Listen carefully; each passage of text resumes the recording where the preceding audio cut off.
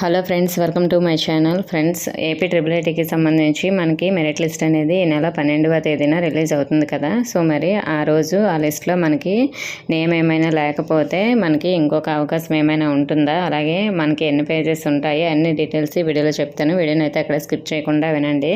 Friends, మనకి first page results అనేవి, అంటే ఫస్ట్ కౌన్సిలింగ్కి సంబంధించి రిజల్ట్స్ అనేవి ఈ నెల 12న రిలీజ్ అవుతాయి. సో అందులో నేమ్ ఉన్న వాళ్ళకి కౌన్సిలింగ్ అనేది జరుగుతుంది.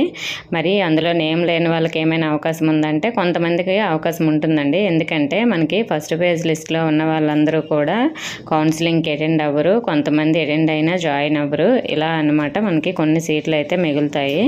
సో కాబట్టి మళ్ళీ సెకండ్ పేజ్ రిజల్ట్స్ కూడా వస్తాయి.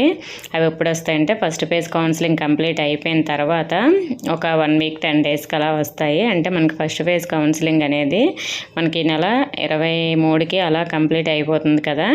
మరి సెకండ్ పేజ్ రిజల్ట్స్ అనేవి మనకి జూలై 1కి అలా రావచ్చు అన్నమాట. మరి ఎవరికి ఛాన్స్ ఉంటుంది అంటే ఫస్ట్ పేజ్లో ఎక్కడితో అయితే కట్ ఆఫ్ అవుతుందో, అంటే క్యాస్ట్ వైజ్గా, అలాగే ఓపెన్ కేటగిరీ కట్ ఆఫ్ ఏ మార్కులతో కట్ ఆఫ్ ఇస్తుందో ఆ తర్వాత ఉన్న వాళ్ళకి అవకాశం ఉంటుంది. సీట్లు మిగిలిన దాన్ని బట్టి ఏ క్యాస్ట్లో మిగిలితే ఆ క్యాస్ట్లో వాళ్ళకే ఇస్తారనమాట. మ్యాక్సిమం అన్ని క్యాస్ట్లో కూడా ఎన్నో కొన్ని సీట్లు అయితే మిగులుతాయి. లాస్ట్ ఇయర్ చాలా ఎక్కువగానే మిగిలాయి సెకండ్ పేజ్కి. సో ఒకసారి అయితే మనకి 700 అలా మిగిలాయి. ఆ తర్వాత మళ్ళీ థర్డ్ పేజ్కి కూడా ఒక 300 అలా మిగిలాయి అన్నమాట. అంటే మనకి ఫస్ట్ పేజ్తోనే కంప్లీట్ అవ్వదు, సెకండ్ పేజ్ ఉంటుంది. సెకండ్ పేజ్ అయిపోయిన తర్వాత థర్డ్ పేజ్ కూడా ఉంటుందండి. ఒక్కొక్కసారి మనకి థర్డ్ పేజ్తో కంప్లీట్ చేయొచ్చు, లేదంటే సెకండ్ పేజ్తో కూడా కంప్లీట్ అయిపోవచ్చు. మ్యాక్సిమం సెకండ్ పేజ్లో కూడా కంప్లీట్ అవ్వకపోవచ్చు.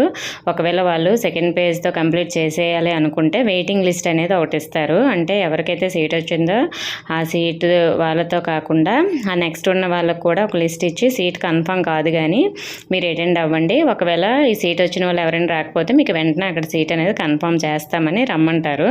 అది మ్యాక్సిమం జరిగితే సెకండ్ పేజ్లో జరగవచ్చు, లేదంటే థర్డ్ పేజ్లో. లాస్ట్ ఇయర్ అయితే థర్డ్ పేజ్లోనే వెయిటింగ్ లిస్ట్ అనేది వచ్చింది. కాబట్టి మనకి మ్యాక్సిమం 3 పేజెస్ ఉంటాయి. ఫస్ట్ పేజ్లో వచ్చిన వాళ్ళు ఎక్కువ మంది ఉంటారు. సెకండ్ పేజ్లో మనకి ఫస్ట్ పేజ్లో మిగిలిన సీట్లతో ఫిల్ చేస్తారు కాబట్టి కొంచెం తక్కువ సీట్లే ఉంటాయి, కానీ ఎన్నో కొన్ని సీట్లు అయితే ఉంటాయి. మ్యాక్సిమం 500 అలా ప్లస్సే ఉండొచ్చు.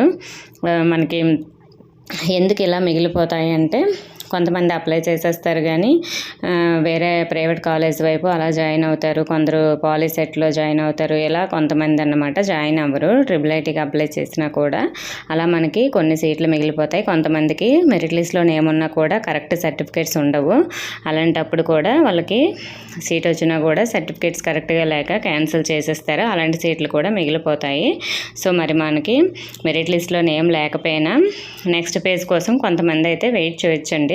సో అంతమంది వెయిట్ చేయమని కాదు, కొంతమందికి అవకాశం అయితే ఉంటుంది. ఈలోపు మీ కాలేజెస్ ఓపెన్ అయిపోయాయి కాబట్టి ఆ కాలేజ్లో కూడా జాయిన్ అవ్వండి. ఎంత కొంత అడ్మిషన్ ఫీజు కట్టి, ఒకవేళ ట్రిపుల్ ఐటీలో సీట్ వస్తే ఇటువైపు డ్రాప్ అవ్వచ్చు అనమాట. ఎక్కువ ఫీజు కట్టకుండా ప్రెజెంట్ ఇంటర్ క్లాసెస్ స్టార్ట్ అయిపోయాయి కాబట్టి ఆ క్లాసులు మిస్ అవ్వకుండా అక్కడ కాలేజీకి కూడా వెళ్ళండి. మనకి జూన్ 12 తర్వాత నుంచే వెళ్ళండి, ఎందుకంటే జూన్ 12న లిస్ట్ వచ్చేస్తుంది కాబట్టి ఆ లిస్ట్లో నేమ్ ఉందో లేదని చూసుకొని వెళ్ళండి. లేని వాళ్ళు వెళ్ళండి. లిస్ట్లో నేమ్ ఉన్న వాళ్ళకి అలాగో సీట్ అనేది మ్యాక్సిమం కన్ఫర్మ్ అవుతుంది కాబట్టి. ఓకే ఫ్రెండ్స్, ఇంకేమైనా డౌట్స్ ఉంటే కామెంట్ చేయండి. ఇన్ఫర్మేషన్ ఇస్తే వీడియోని లైక్ చేసి మీ ఫ్రెండ్స్కి షేర్ చేయండి. మన ఛానల్ సబ్స్క్రైబ్ చేసుకోండి. Thank you for watching.